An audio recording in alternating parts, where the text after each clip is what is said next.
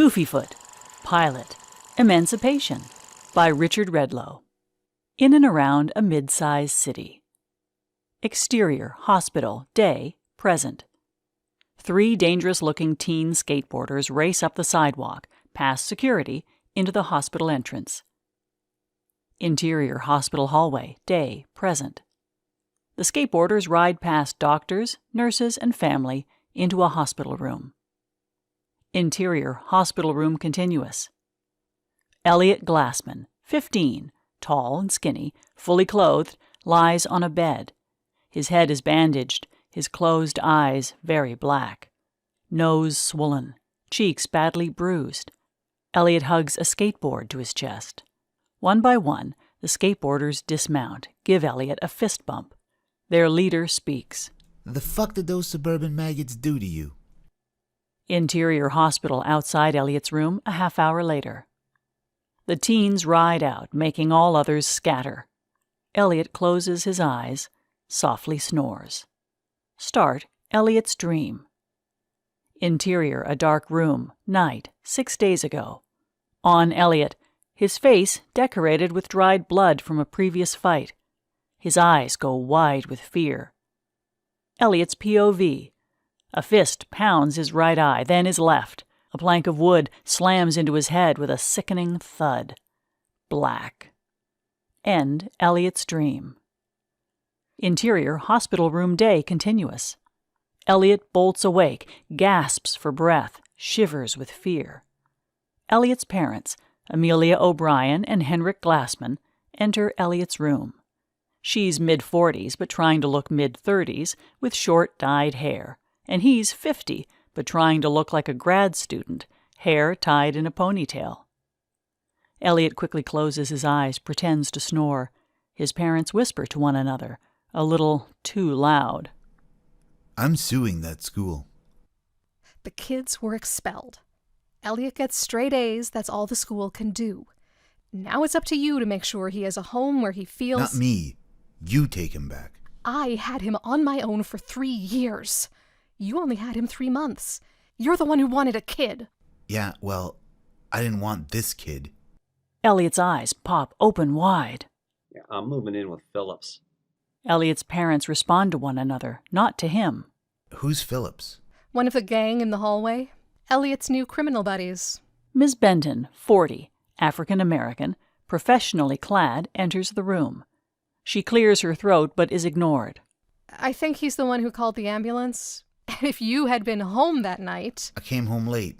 I was... No matter. If that's what Eliot wants... No parents around to coddle him. Maybe that will make a man of him. Mr. Glassman, Ms. O'Brien, my name is Catherine Benton. I'm from Child Protective Services. I work with the family court. May I call you Henryk and Amelia? You should protect children from that school. Ms. Benton stares down Henryk and Amelia until they sit down and shut up. Ms. Benton then turns to Eliot. Eliot? How did this happen? Well... Go on. Tell her what you told us. About school. Eliot sighs, closes his eyes. Fine. It was, 5 days ago? 6. Start flashback. Exterior, high school grounds, morning, 6 days ago. Whatever. Around 10:30, I was navigating the quad, going from Math 3 honors to English 3 honors. A well-funded suburban high school campus. 4 buildings, an athletic field, and a parking lot. Eliot skateboards on the paved area between buildings, holds a bunch of books, wears a plain white helmet and knee pads. Eliot skates slowly past Carl, 15, a young Harry Styles look-alike, and Allison, 15, uber cute but clueless, both of whom continue a conversation and ignore Eliot. 3 white suburban thug wannabes approach, each holding an unused designer skateboard in a mall grip. They're led by Rex, 16. They wear MAGA t-shirts and skull and bones helmets. Posers. Rex hears, strides up to Eliot, shoves him off his skateboard.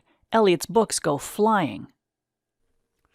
If you're queer, you don't belong here. Gonna smash your face, spray your dick with mace. The other wannabes cheer Rex on. Having a bad testosterone day, Rex? Come, Gulper. New vocabulary words. How are things in English 1 remedial? Eliot bends down to pick up his books. Rex's knee comes up sharply, meets Eliot's face. Eliot nearly falls, blood trickling from his nose. He steadies, puts up his fists. A freshman wannabe, 13, steps in front of Eliot. Piss off. I can't hit a freshman. Eliot lowers his fists. The freshman hits him in the eye. Eliot winces but doesn't go down. Carl and Allison catch up, finally notice Eliot. What the fuck is going on? Guy's a cockmuncher, Carl. We gotta disinfect before it spreads. A sophomore steps up to take his turn. Carl and Eliot lock eyes. Carl, embarrassed, backs away. As Eliot continues to watch Carl, the sophomore smacks Eliot in the cheekbone. Eliot barely flinches. Allison rushes up to Eliot, throws her arms around him. Stop being so anarchist. Tell them I'm your girlfriend. Eliot looks once more at Carl. No. Allison, wounded, rejoins Carl. Rex shouts after her. Yo, Allison, I'll fuck you. Hetero pride is back, baby. The thug wannabes skate away, with Rex rapping. Gonna kill a fag and salute the flag. Stick it up his rump. Sacrifice to the great god Trump. End flashback. Interior hospital room day. Henryk checks his sneaker laces and Amelia fidgets in her seat as Miss Benton continues her questioning. A knee to the nose, a weak fist to the eye, and a tap on the cheek. That's where all that damage came from? Hey, these kids are steroid junkies. They may even be meth heads. Oh, he's not gay. He says that to irritate people. He just lies about everything. For all we know, he's an addict. After this, did you go home?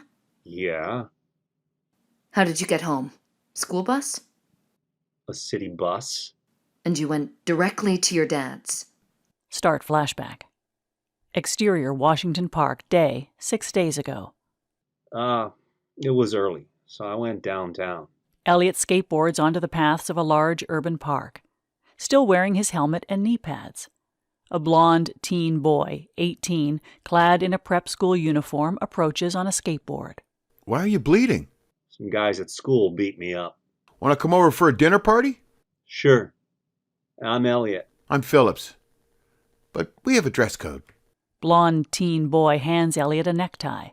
Eliot puts it around his neck, heaves his helmet and pads into the bushes. The blond teen and Eliot skate away. End flashback. Interior hospital room day. As Ms. Benton rolls her eyes at Eliot's unbelievable tale, Henryk and Amelia get in Eliot's face. You threw away your helmet and knee pads? You went to a pot party, didn't you? What drugs are you using? That gear cost me good money. Pot party? Yeah, I read about those in history class. This was a regular party, with food. Dad has, no food in the refrigerator. I knew you wouldn't lift a finger. If I didn't pay 3 years of child support, I could afford food. Freeze on image of Eliot's parents snarling at one another. A blonde preppy in Washington Park? Uh-huh. Eliot closes his eyes. Start flashback. Exterior Washington Park day, 6 days ago. Eliot skateboards onto the paths of a large urban park, still wearing his helmet and knee pads. Young, lean male skaters, body art on arms and necks, race through the park on their skateboards. They terrorize joggers and small animals. The best are Phillips, 17, Latino, the leader of the crew, Mongo, 17, a heavily freckled redhead, and Freeway, 17, tall and African American. They grind park benches, ollie onto car hoods, and freestyle 360 kickflips onto the elevated base of a war monument. No helmets or knee pads, no blonde teen in a prep school uniform. Eliot skates up to the monument. Posted nearby is a graphic of a skateboarder in a circle with a line through it, and the words, "Skateboarders will be prosecuted." Eliot tries to ollie onto the monument's base, crashes, leaps to his feet, pretending it never happened. Police sirens sound in the distance. Skaters scatter, except Phillips, who whizzes up to Eliot. He indicates Eliot's face. What's with the blood? I got jumped by 3 thugs. Wicked. Oye, mi amigo, shelter this from harm. Phillips shoves a baggie of something down Eliot's pants. On Eliot's face, a look of surprise, of pleasure.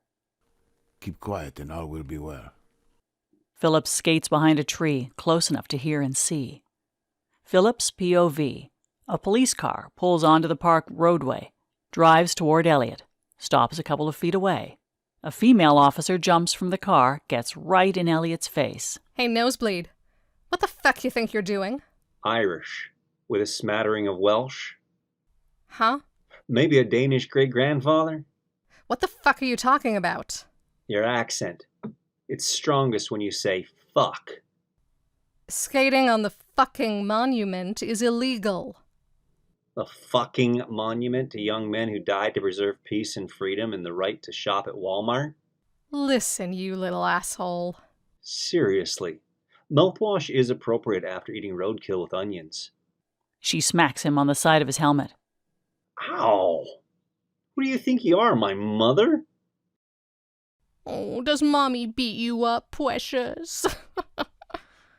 Laughing, she gets back in the car. Hey, go fuck yourself!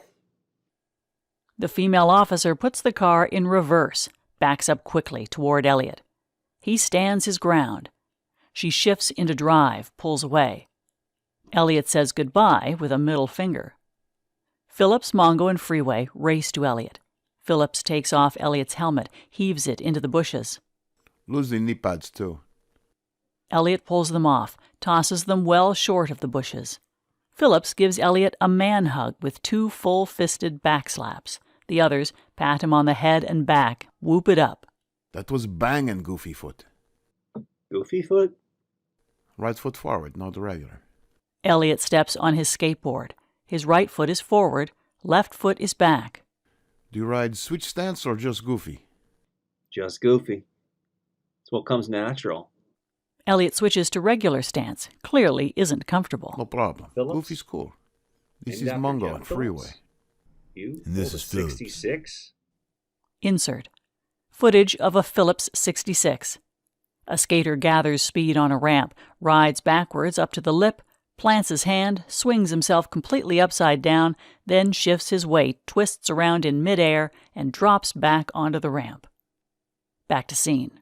Yeah, dude ripped one in a drained swimming pool when he was 10 years old. It was sick. Whoa, that's a good way to kill yourself. The 3 others wince. Dark sense of humor, man. What'd I say? Didn't you know? Geoff Phillips, the guy who invented it, survived the trick every time. But then he shot himself in the head. Shit. Phillips holds out his hand, palm up, to Eliot. Got something for me? Eliot slaps his hand. Phillips shakes his head, indicates Eliot's crotch. Oh. Eliot reaches in, pulls out the baggie of weed, hands it back to Phillips. You party? You mean... They all skate away. Eliot trails behind the others. Interior Phillips' apartment, afternoon, a little later. Skaters and their girlfriends drink beer from a quarter keg, toke or vape tobacco and or weed. Bowls of tortilla chips and salsa. Plates of chocolate brownies and mushrooms. Eliot, sitting in a corner on the floor, eats some chips and reaches for the mushrooms. Goofy Foot, wait! Too late. Eliot dips a shroom in salsa and forces it down. Ew. To kill the taste, he grabs a brownie and devours it. Goofy! Hmm. Enjoy the ride. Cut to interior Phillips' apartment 20 minutes later. Eliot's eyes go wide. His POV. The apartment is palatial. Skaters breathe orange bolts of lightning. Hey, guys. Guys. Gets Phillips and others' attention. I'm working on a theory. A theory of what? Emotional gravity. You are so stoned. Well, Yeah, but listen. Eliot sits up straight, leans forward, gets serious. See, Newton said the closer you are to the Earth, the stronger the pull. My theory states the closer you are in space and time to a happy or sad event, the stronger the emotions. It's what keeps us from thinking about how the sun will blow up in a couple of billion years and how therefore our lives are essentially meaningless. Word. Murmurs of approval, respect from the others. Dude, you gotta meet my brother. Yeah, the professor. He's like you. End flashback. Interior hospital room day, present. Unfreeze Amelia and Henryk, whose snarls soften. Eliot opens his eyes. Okay. After you had dinner at this overwhelmingly Caucasian guy's place, how'd you get to your dad's? I rode my skateboard, then went home and went to sleep. Uneventful. Start flashback. Exterior city streets, early evening, 6 days ago. Eliot holds on tight on the back of a Phillips motorcycle. Interior Henryk's apartment, night, a little later. A bedroom at one end of the space, a bathroom next to it, a small galley kitchen next to the bathroom, a garage sale tattered couch in the living room, books piled everywhere. Eliot slams the door, goes into the bathroom. Interior Henryk's bathroom, night, continuous. Eliot stares in the bathroom mirror, admires the dried blood on his face, his slightly swollen cheek. Cool. Interior Henryk's living room, night, later. Eliot plops down on the couch, leans back. A cell phone rings. Eliot finds his iPhone, taps the green icon on the screen, connecting with Phillips on FaceTime. Hey, man. Phillips? You sound weird. My head hurts. Hang up. I'm calling 911. End flashback. Interior hospital room day, present. That's it? Your head was fine when the boys attacked, and on the bus, and in the park, and at dinner, and on the way home, and in the apartment until Phillips called? Maybe it was a delayed reaction, like CTE in the NFL. Stop making excuses for him when he's outright lying. You always do that. And you woke up in the hospital? Yeah, but I don't remember anything between talking to Phillips and waking up here. Enough. Obviously, there's no blonde boy. He was out buying drugs from this Phillips character when he was mugged. We don't know that. Then who were those nasty thugs who visited before? Henryk, Amelia. Eliot's obviously tired. Why don't we let him get some rest while we have a chat in the cafeteria? Ms. Benton leads Amelia and Henryk out of the room. Eliot jumps on his skateboard, rocks it back and forth, skates around the room, attempts ollies. Cut to interior hospital room 10 minutes later. One more failed ollie, then Allison enters with a knock. Hey, Freeze on Allison. Allison Bentley. My first kiss, a year ago next Tuesday. Start flashback. Interior Amelia's living room day, a year ago. Eliot and Allison play chess. Eliot takes Allison's pawn. Your move. Allison leans in, kisses him on the lips. Eliot quickly moves out of second kiss range. Jesus, you are so horny. That was bitchin'. What was it like for you? Checkers. End flashback. Eliot gets off the skateboard. She rushes to him, hugs him. He quickly disengages. Jesus, you're a mess. I did try to help, you know. Yeah, way to look out for me. She kisses him on the cheek, goes in towards his lips. Eliot moves out of the way of the amorous attempt. I hope you're going back to your mom's. Your dad's a creeper. Alien versus predator, poser versus creeper. Okay, focus here. You've always wanted to fuck me, and just so you know, I'm done playing hard to get. So even if you're slightly bi, we can... Headache. She reaches in her pocket, pulls out a joint, offers it. He shakes his head. She puts it back. I'll text you tomorrow. She kisses his cheek again, leaves. Ms. Benton passes by Allison on her way back in. Cute girl. Go for it. I'll step aside for you. Eliot and Ms. Benton both sit in chairs. I sent your parents home. Neither wants you back for now. They even gave me a list of their grievances against you. How's that make you feel? Liberated. I'll crash with Phillips. There's room at his luxury condo. Yeah, that's not gonna happen. But under the law, a minor over the age of 14 can be emancipated. Perfect. That means you would no longer live with either parent, but not on the floor of a party house. You'll have to get a job and be self-supporting. There's big bucks in professional skateboarding. I mean, if Tony Hawk can do it. And when I get sponsored, I'll have my own line of decks and t-shirts. Even effing coffee mugs. Uh-huh. And the court cannot grant emancipation if it's the result of child abuse. My parents aren't abusers. They're just assholes. And yes, it's genetic. So, why is your mom supporting your emancipation? Can't say. I'm easy to live with. She says you tortured her for 3 years, sabotaged every potential relationship. Tortured is a bit hyperbolic. Hyperbolic, huh? Stop trying to impress me. Let's just talk. So, talk. So, what does your mom do for a living? She uses her PhD in linguistics to manage the True Taste food co-op. Hold the sarcasm. That's a serious job at a good store. I've shopped there. Yeah? In Casablanca. What? That's what Dad calls the neighborhood. Jamaicans, Pakistanis, Ethiopians, lesbians. Which are you? I like the organic produce. Start flashback. Interior True Taste Natural Food Co-op, day, 4 years ago. Before the divorce, Mom was organic.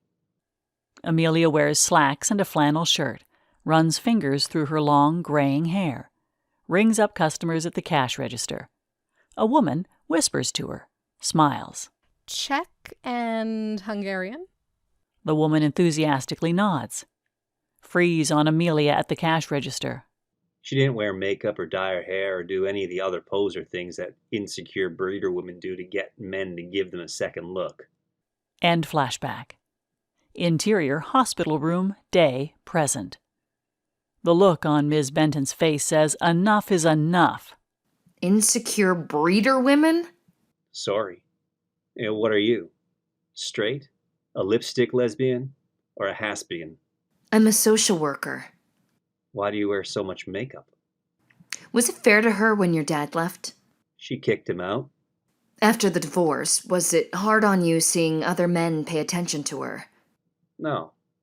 I mean, he found another woman, so she had the right to find another man. I was very supportive. Why? What did Mom say? She paints a rather disturbing picture. Start flashback. Interior, Amelia's bedroom, living room, evening, 1 year ago. Eliot watches his mom put on makeup and earrings, then fuss with her newly styled and dyed hair. He gives her a look of disapproval. The doorbell rings. Be nice this time, or you can live with Dad. Really? Cool. Eliot goes to the living room. The doorbell rings again. Keep your loafers on. Eliot opens the door. Martin, 55, 6'3", walks in. Thank you, young man. Martin sits in a living room chair, crosses his long legs. He's wearing loafers. Eliot paces like a protective father. So, Martin, Mom described you a little differently. How so? Oh, I thought you were 5'8" and had blonde hair. Oh, wait. Sorry. That was Andrew from last week. Andrew? Don't worry. Andrew's history, he should be out of quarantine soon. What is he in for? For some reason, the Valtrex worked for Mom, but not for him. Is herpes serious? Amelia comes into the living room. Martin, hi. Martin stands, reaches from a distance to shake her hand. Listen, I have an early appointment. I thought I'd come over and tell you in person. Sorry. Martin rushes out. Amelia glares at Eliot. End flashback. Interior, hospital room day, present. Eliot shakes his head in disbelief. I told you, she exaggerates. Were you afraid they would be romantic? They can screw as much as they want. She ended up fucking him, you know? Are you sexually active? I wish. Do you know about safe sex? How to use a condom? Yes. It makes a great... Start flashback. Interior, exterior, Amelia's house, day, 5 months ago. water balloon. In the kitchen, Eliot rips open a condom wrapper, stretches a condom over the kitchen faucet, turns on the water. Outside on the patio, Amelia hugs Martin, goes in for a kiss. The overfilled water balloon condom strikes them perfectly, exploding on their heads, drenching them both. I'm gonna kill that kid. End flashback.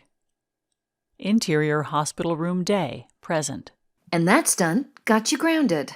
With no allowance for 2 months. So you sold her house? Of course not. Again, exaggeration. You placed a for sale ad listing a 3-bedroom suburban raised ranch for $20,000. Did I mention no allowance for 2 months? She got nearly 50 calls on her personal cell phone? It was a well-written ad. And that's when you went to live with your dad. Start flashback. Exterior, Henryk's apartment building, night, 3 months ago. Yeah. Which, would have been great, except he had a new apartment in that sketchy area near campus. Eliot and Amelia each hold suitcases and a duffel bag. Amelia rings the doorbell. They wait a number of uncomfortable seconds. A car backfires. Gunfire? Nope. I'll have to take 2 city buses to get to school. The school put you on their bus route. She rings the bell again, holds it for 10 seconds. Don't think you can come back home and break into your bedroom. If you do, this is what's waiting for you. She smacks him hard across the face. Eliot's shocked, embarrassed. Henryk finally opens the door. Amelia shoves a suitcase in Henryk's stomach. Your turn. She turns, dashes to her car. Henryk shrugs, turns the other way. Eliot, touching his hand to his red cheek, follows Henryk as Amelia's car peels out. End flashback. Interior hospital room day, present. Ms. Benton softens her tone, leans in toward Eliot. Did your mom hit you often? Only when I deserved it. Deserved it? What about your dad? Dad? He was real happy to see me. He was, almost excited. Start flashback. Interior, Henryk's apartment, night, 3 months ago. Eliot looks around, takes in the grad student motif. How Peter Pan. When in Berkeleyville, live like the students. Berkeleyville? Good one. A camel which puts up with such squalor? It's Professor Kalmowitz. Judith kicked me out. But you knew that would happen, didn't you? Those phone calls you made. Her flat tires? Henryk glares at Eliot, who shrugs innocence. Well, if the camel witch is out, why not give Mom another try? If you're affectionate this time... The stove's broken, but the microwave works, I think. The couch is yours. Try not to burn anything. Henryk turns off the living room light, enters the bedroom, closes the door behind him, but it doesn't latch shut. Eliot stumbles through the dark apartment, stubs his toe on a wagon wheel table. Ouch! Piss! Shit! Fuck! Cock! Goddamn! Fuck! Eliot finds his way to the bathroom, is about to go in when he hears Henryk. Ooh. Ah. Ooh. Come on. Eliot peeks in through the not-quite-closed door. Henryk is flying solo, struggling but failing to find the heavens. Henryk notices Eliot spying on him, quickly covers up. Fucking pervert. Did your mother send you here to spy on me? End flashback. Interior hospital room day, present. Eliot sits up, his skateboard protectively on his lap. Masturbation is perfectly natural. I wouldn't know. You don't. Nope. Did someone say you'd go blind? Eliot laughs. He holds a skateboard so it points up at a 45-degree angle from his crotch. When I'm 12, Mom gives me this book by a dead guy, Dr. Spock, who was a big deal when she was a kid and was some kind of superhero in baby boomer history. Only I thought it was Spock from Star Trek. It's about... I know the book. Eliot strokes his skateboard. Later, she nearly pushes Dad into my room so he can say it's okay to rub one out. I tell him, fine, sure, if I want to, I will. Now drop the subject, okay? I wasn't even thinking about jerking it until they put the idea into my head, and then I, couldn't do it. Because if I tried... Start flashback. Interior, Eliot's bedroom, night, 3 years ago. Eliot at 12's hands start to get busy under the covers. Amelia, Henryk, and Mr. Spock appear in his room, next to his bed, study his movements. I immediately pictured them and an emotionally stifled Vulcan saying, "It's okay to do it." Not exactly a turn-on. End flashback. Interior hospital room day, present. Ms. Benton laughs. The skateboard slowly lowers. Your dad teaches poetry? Henryk Glassman is the fucking chairman of the English department, writes wicked poetry, and is like the foremost authority on T.S. Eliot. That's how you got your name. Proof rock was taken. You clearly admire your dad. Do you want to live with him again? Eliot studies a small scab on his arm. That wouldn't work, would it? I'm not the son he wants. Okay. All is not lost. I have to call the court and get some permissions. She exits the room. Eliot tries to do a kickflip on his board, crashes to the floor, just as Carl enters. Freeze, Carl. Start flashback. Interior, Eliot's bedroom, day, 1.5 years ago. Great. My good friend Carl Matthews. On the wall, a Brian Anderson Savior skateboard shoe poster. On the floor, Eliot and Carl wrestle. Carl pins Eliot. Eliot struggles to push Carl off him. Carl pushes back. They push, bump, and grind. Breathe heavy.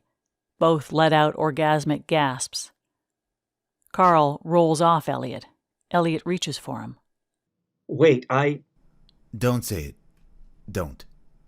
Carl stands, rushes from the room. End flashback. Interior hospital room, day, present. Did I mention Carl's a stutterer except with me? Unfreeze Carl, who helps Eliot to his feet, remains close by. How's your head? As messed up as ever. You were so out of it on the phone, and the first day here. You were here? I met Phillips. Carl laughs. How? You kept mentioning him on the phone, so I asked around. Dude's a legend, and man, he has your back. Rex and his kitty crew were boasting about putting you in the hospital. Now they're in hiding. Apparently Phillips put out a contract on them. I just met the guy the other day, and now he's my friend. I'm your friend. Eliot touches Carl's face. Carl steps away. I can't. Isn't friendship enough? You know it's not. For either of us. They both go silent for a few seconds. But hey, thanks. For the other night? It took me a while to put it together, that it was you on the phone. But I'm still missing a few pieces. I obviously don't know everything that happened. Can we, compare notes? Sure. Carl sits in the chair, Eliot on the bed. You have to swear to keep what we say secret. I've been keeping your secret. I'm not dumb enough to think that Rex's raiders caused this. Start flashback. Interior, Henryk's apartment, night, 6 days ago. After this wicked party, Phillips drove me home. Dad wasn't there. At first. Eliot slams the door, goes into the bathroom. Interior, Henryk's bathroom, night, continuous. Eliot stares in the bathroom mirror, admiring the dried blood on his face, his slightly swollen cheek. Cool. Interior, Henryk's living room, night, later. Eliot plops down on the couch, sighs, leans back. The sound of a door opening, a light switch clicking on. Eliot sleeps soundly on the couch. Henryk approaches, stinking drunk, notices the dried blood on Eliot's face. Good God. Eliot opens an eye. What the fuck happened to you? I got in a fight at school. Henryk smiles. What does the other guy look like? Actually, they may have skinned their knuckles a bit, but I wouldn't worry about their family suing us. They? How many did you take on?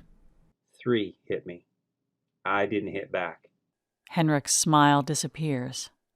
Eliot, what the hell was that about? A circle jerk club initiation. Beat up the gay guy. They called you gay?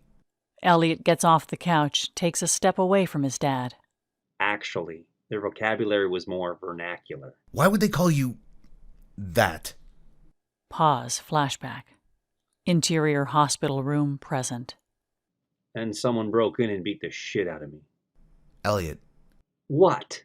why didn't they beat the shit out of your dad? I can't. You can. Resume flashback. Why would they call you that? Dad, come on. Everyone knows I'm gay. Henryk steps closer to Eliot, leans in. What did you just say? Have you been drinking? You never... Did you say you're gay? Pause, flashback. Interior hospital room, present. Eliot wraps his arms around himself, shivers. You're almost there. I can't. You have to. Eliot takes a deep breath. Resume flashback. Did you say you're gay? Henryk grabs Eliot by the shirt sleeve. Eliot pulls away.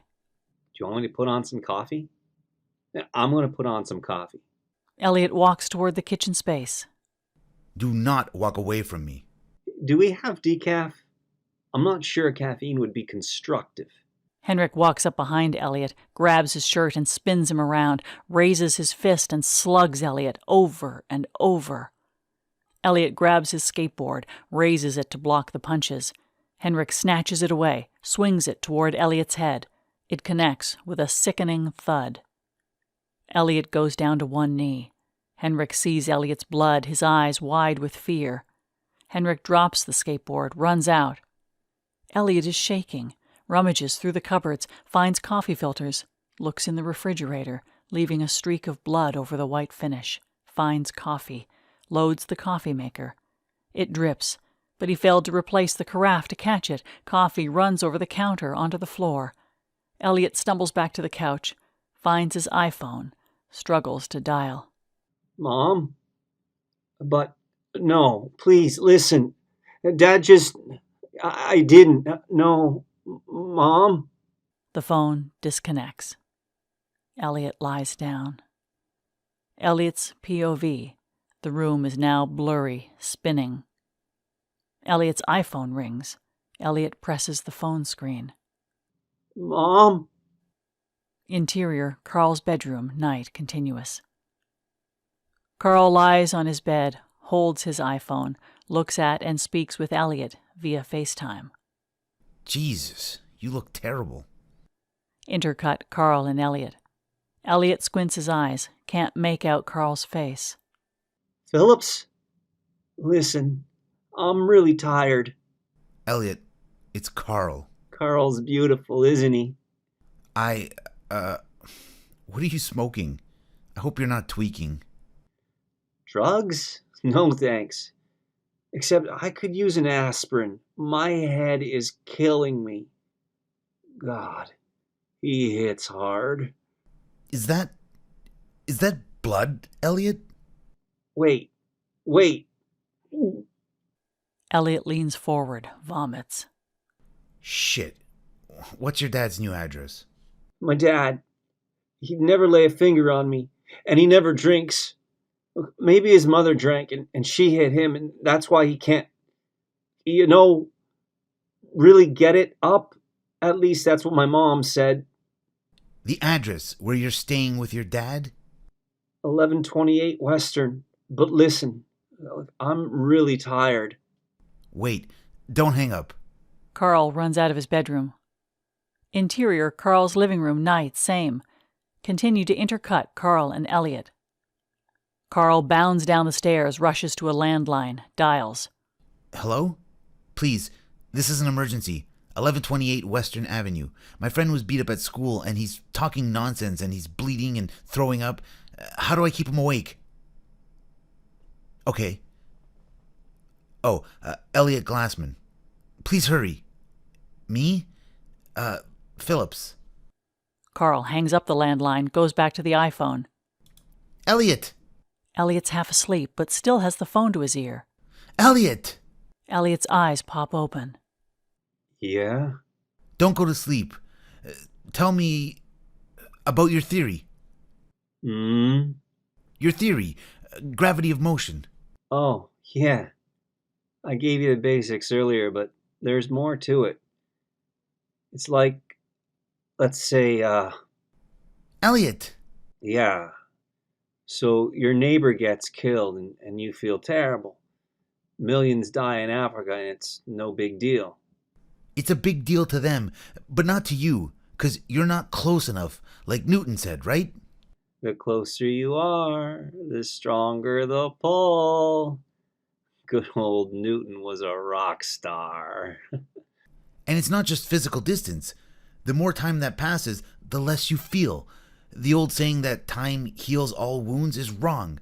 They never actually heal, right? Right? Right foot forward. Goofy. Tell me, they never fully heal, right? They just don't feel as bad. And good things don't feel as good. At some point, I'll feel less bad than I do now, just like I feel less good now from anything good I ever felt that long time ago. If I just concentrate on Africa, I should feel fine. Cut to interior, Henryk's apartment, 10 minutes later. Continue to intercut Carl and Eliot on their phones. The sound of sirens. Do I hear sirens? Yeah, man. Must be a fire. The sound of doors being kicked in. The door to Henryk's apartment flies open. Shit. It's all cool. They're my friends. Damn, Phillips. You know everyone. End flashback. Interior, hospital room, day, present. Carl and Eliot are now both on the bed, sitting close. Someone has to do something. You're gonna tell them about your dad. No. I handle it my way. Deal? Eliot offers Carl his right hand. Carl accepts. They shake. Eliot tries to let go, but Carl's hand lingers. Carl finally releases, sighs, leaves the room. Eliot packs his backpack. Interior hospital hallway, day continuous. Carl approaches Ms. Benton. Can I talk to you? Interior hospital room, day, minutes later. Ms. Benton re-enters the room. I met your friend Carl on his way out. He wants to ask his father if you can move in with them. Really? Wow, wow. But I'm no longer suburban. I have a new group of friends who accept you for who you are. Eliot nods. That's what I thought. Which is why, for now, you can live with them. Ms. Benton hands Eliot a piece of paper. Eliot reads. Doreen Apuzzo and George Rodriguez? But I don't... are they a couple? No, they're good people who I trust. They'll rent you a room and give you a job at their coffee house. What do they think of me? As with everyone, your actions will guide their opinion of you. And my mom and dad? I'll continue to meet with all three of you every Thursday at 5. You can hang out with Phillips and skate to new heights, but no drugs. This is good until the end of the summer. Then we'll reevaluate. Eliot gives a reluctant nod. Miss Benton approaches him, wraps her arms around him. He returns the heartfelt hug. Now, you can leave. But walk. Don't. Eliot grabs his backpack, skates out of the room. Exterior, Java mates establishing, day, 2 minutes later. A rainbow decorates the window of Java Mates Coffee House.